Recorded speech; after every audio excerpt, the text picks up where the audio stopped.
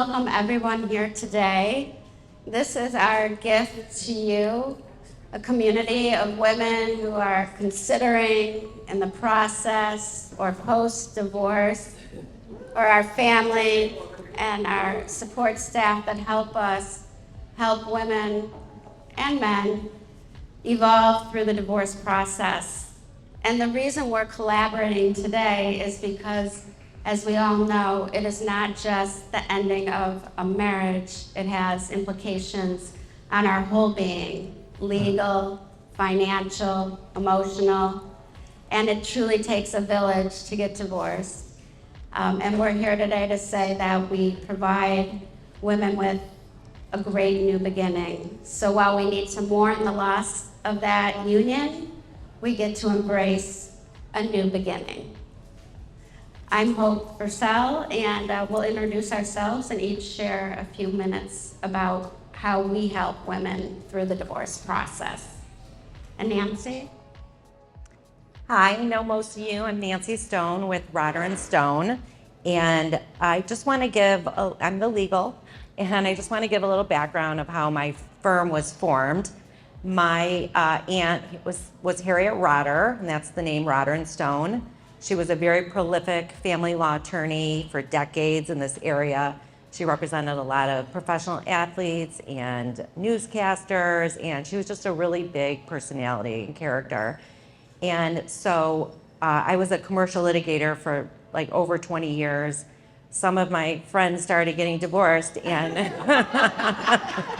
started using Harriet, but I was able to get to know her in her professional way and see the process of divorce, even though I was doing corporate.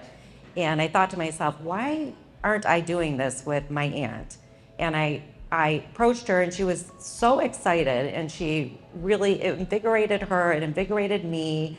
I joined her. It's been 10 years. She sadly passed away in 2022, but I've carried on the firm, and I've learned so much from her. And I just want to give you some of this is a very difficult subject matter for everybody, divorce.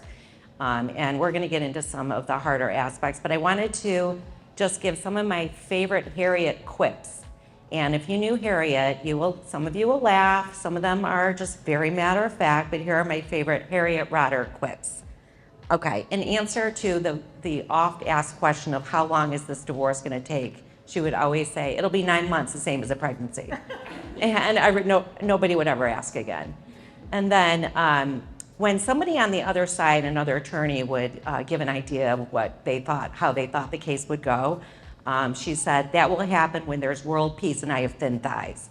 And then they knew that's not gonna be happening.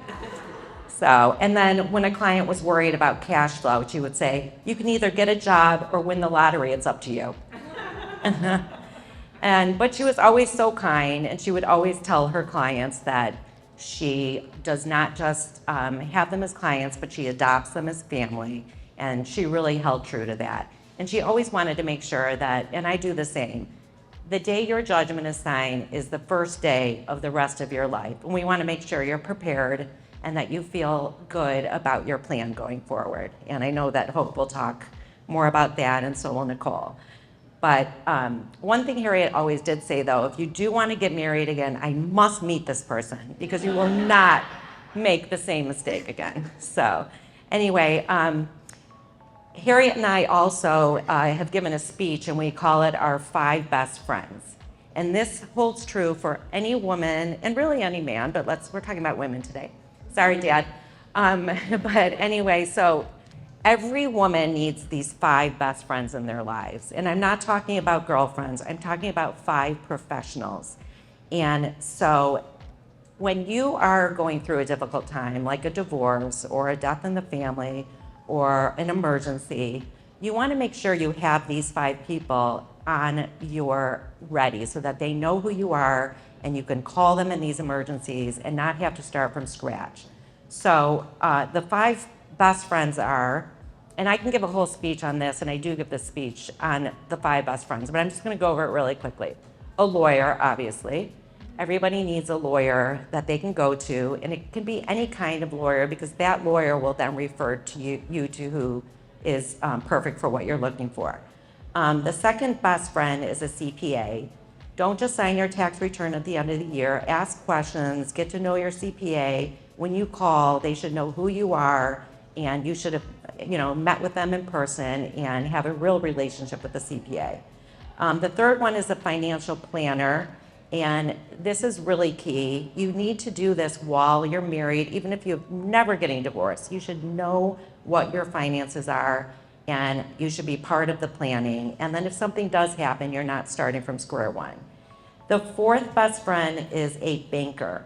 So in today's day, we do so much online, but if there's a fraudulent situation, or you really need to know somebody at your bank, like somebody high up enough that you can call and have a personal relationship with, like a Chase Bank, you don't want to just call the 1-800 line. And then the fifth is an insurance agent. If there's an emergency, something goes wrong, and maybe your spouse is out of town, if you're married, you need to know who your insurance agent is. And if going through a divorce, you're going to have to get your own health insurance, your own car insurance, and so you should have already a relationship with that person. Okay, so getting into starting with the divorce process itself, one of the main things that I think is confusing for a lot of people is that Michigan is a no-fault divorce state. And what that means is you do not have to explain why you want to get divorced in our court papers. You can file a complaint for divorce, and you can get divorced for no reason at all. You can just say there's been a breakdown of the marriage relationship. You don't have to reveal why you're getting divorced. You don't have to reveal any private information. And I think that's very surprising for a lot of people. So we're a no-fault divorce state, and that works, to your benefit, but it also is hard because a lot of people say, but he did this and he did that, and affairs, and it can come into play in certain circumstances during cases, but for the most part, it's really, the court system doesn't get into fault situations, and there's always exceptions. But for my clients, the way that we break down the divorce process, we do it into 4 parts. And once I explain this to people, I think that they really become calmer and can understand the process a lot better. So I will go through them real quickly, but the first part is when there's kids, there's legal custody and parenting time. And so we're talking about, is it going to be joint custody or sole custody? And parenting time is based on overnights, how many overnights each parent's going to have. The second part of the divorce that needs to be figured out is child support, and that's based on a formula here in Michigan. The third part of the divorce is alimony, which is now called spousal support. That's based on a number of factors, depending on the length of your marriage, the health of the parties. It's completely different than child support, which is based on a formula. There's no set formula for spousal support. And number 4, the fourth part, is the equitable division of the marital estate. So we have to make a determination of what property is marital, what assets are marital, and which assets are separate. So this is where a prenuptial agreement would come into play, because a lot of your assets might be separate property based on that agreement. But once we figure out what assets are marital, then we equitably divide them.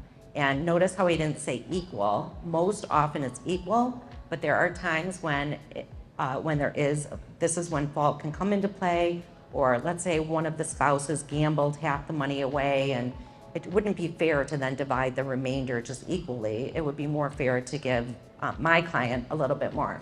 So anyway, so those are the 4 parts of the divorce. And I think if you're have a family friend or a friend thinking of going through it, or you might be considering it, if you think about it into those 4 categories, I think it'll be much less daunting.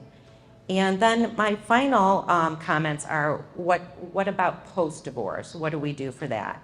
It's really important to redo your estate plan the way that you want it done, and to also make sure that you change all your beneficiaries if you want to on your IRAs and retirement accounts, and also seek the advice of your financial planner, because you're going to have to budget, you're going to have to figure out how to pay your own expenses, and how to save money, and how much you want to spend each month, etc.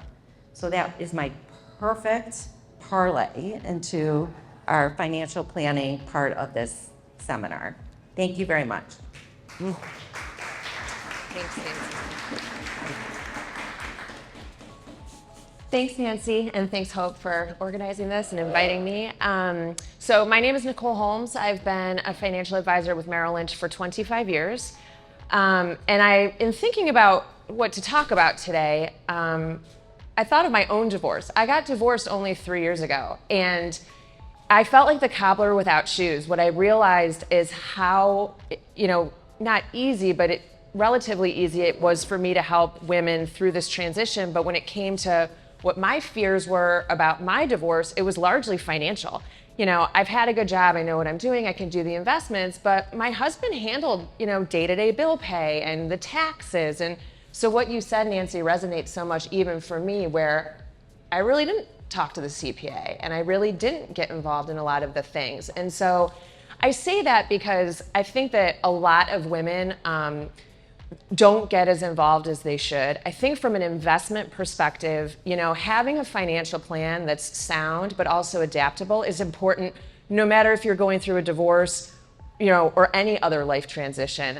Things change. Women are much more likely to have to be caregivers to parents, caregivers to children, gaps in career and earnings. We earn 82 cents of every